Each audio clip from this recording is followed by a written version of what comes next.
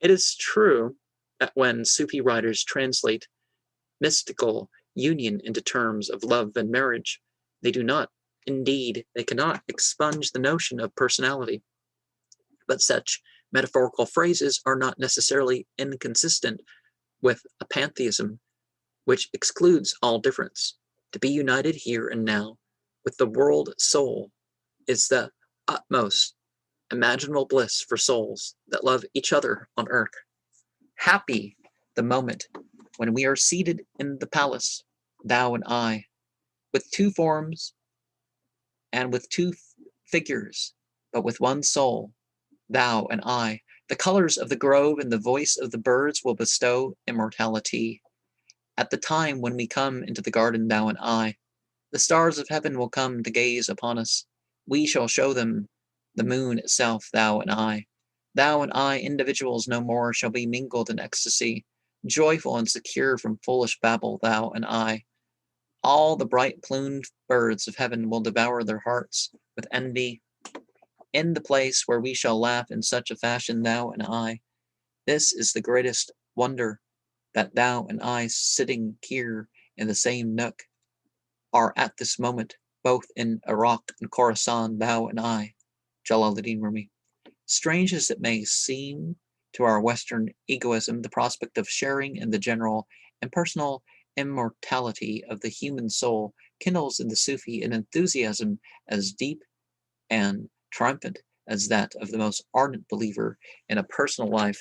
Continuing beyond the grave, Jalaluddin, after describing the evolution of man in the material world and anticipating his further growth in the spiritual universe, utters a heartfelt prayer.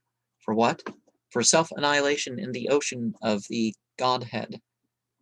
Well, Jalaluddin didn't believe in Godhead. He believed in the unity of God. So he didn't believe that there was separate gods or God over lesser gods or different gods and God or that sort of stuff. I died as a mineral and became a plant. I died as a plant and arose to animal. I died as an animal and I was man. Why should I fear when was I less by dying? Yet once more shall I die as a man to soar with angels blessed, but even from angelhood I must pass on. All except God doth perish. When I have sacrificed my angel soul, I shall become what no man e'er conceived. Oh, let me not exist, for non-existence proclaims in organ tones, to him we shall return. And some of the sources that went into this book aren't in English. We have Latin, we have French, we have German, we have,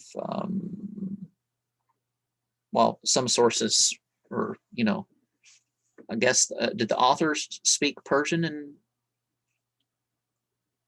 and maybe Turkish or something?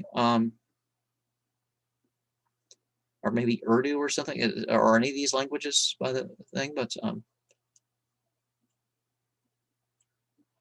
it's apparent that some of these things he only knew through translation.